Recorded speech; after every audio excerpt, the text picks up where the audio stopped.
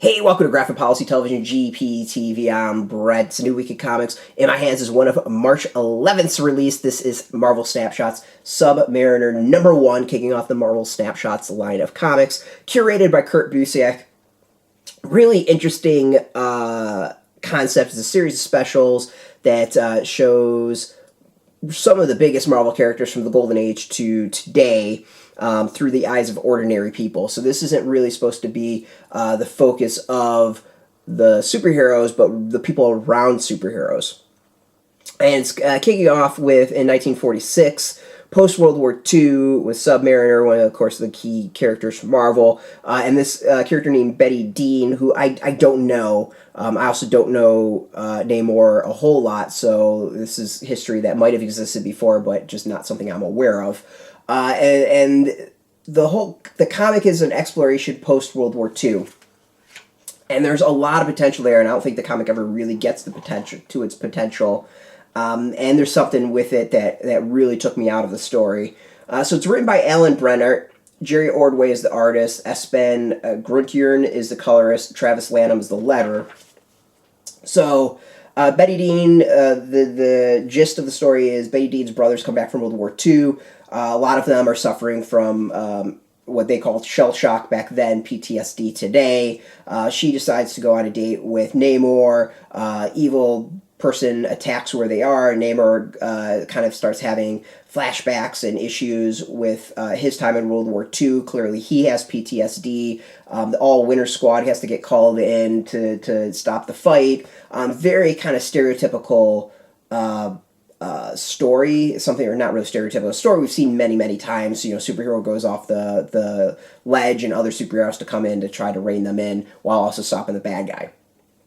That's not that as a concept is totally fine. The PTSD part I particularly really liked. I liked the showing that, you know, back in this time, this isn't something that people really necessarily talked about. One of the brothers is seeing a psychiatrist, and they were just like, well, at least he's seeing a shrink, an army specialist, and everyone's like, yeah, that's totally true. Something that's nice, that's like a small detail I thought was really good. You know, another brother's drinking. I think maybe he actually is the one who's also seeing the specialist. He's drinking his problems away. Again, something I think is actually really good to see. This is real world issues. It's kind of all touched upon and not really dive too deeply into, and I think that's where the comic kind of stumbles. I'm not quite sure how I would have rewritten the comic to deal with that, but and it definitely, the immediate way I would have done it would have taken the joy out of the comic, any joy out of the comic. It would have just been a really depressing read.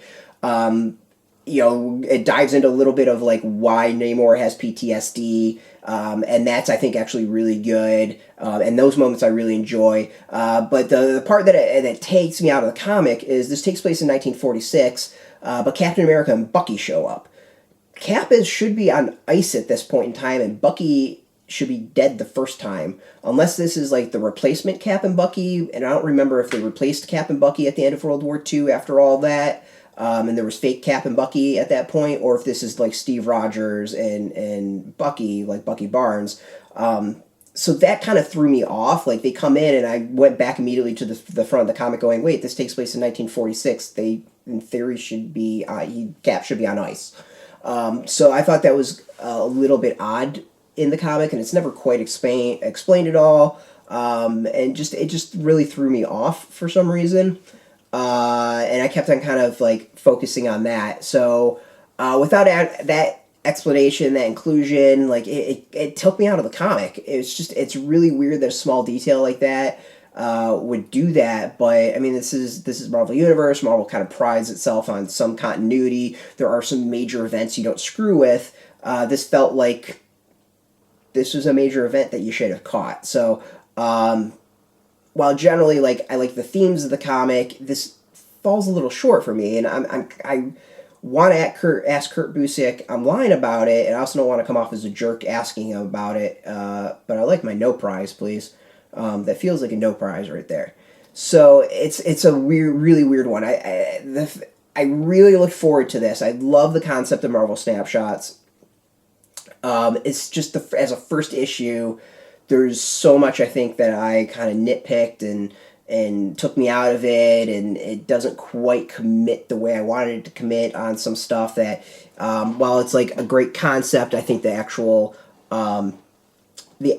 execution isn't quite there. So this one, I feel like it's a pass. Like, I feel bad about this because I was really looking forward to this. But right now, this is a pass. I mean, maybe when the trade comes out, it's going to be better, like, all come together. But it's weird. It's really weird. For something that celebrates Marvel's history to have something like Cap and Bucky in it in 1946 without an explanation, even though they're not an important part of the story, is a little odd. I love the idea of the every person perspective, very Marvels about it.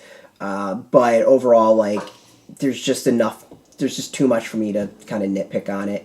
So, and it was what it is. The art is kind of cool. There's like a weird retro style to it. I mean, it's Jerry Ordway. Jerry Ordway's a great artist, and this really kind of reminded me of the older comics, and not in a bad way. Like, there's just a very, very kind of retro in some of the look and the coloring and the panel usage. It's cool like that. It's something I've actually like really kind of dug about the comic.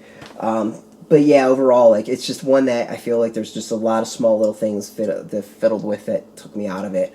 But it could be your thing. You might really dig it. It's out in comic shops this week. Go get it if you would like. If you want to know where a comic shop is, we got a link beneath this video. Put in your zip code, tell the shops near you. No shop, no problem. We do have affiliate links. There are affiliate links, so we get a small percentage of that. For doing that, you support our site, but really you should go support comic shops.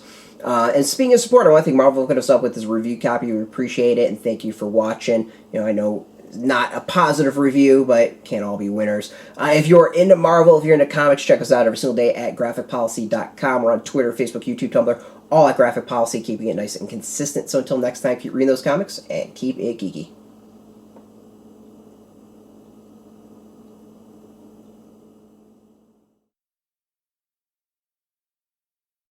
Hey, thanks for watching the previous video from Graphic Policy Television. Just by watching, you help support our site. Thank you so much. Now, if you're watching these videos, you probably care about geeky things like movies, television, comic books, toys, games, video games, you name it. You can go and subscribe right now to our YouTube channel to stay in touch and catch all the new videos, or check out our website at graphicpolicy.com. There's a nice link on this end of the video. But as always, thank you for watching. Keep on rocking and keep it geeky.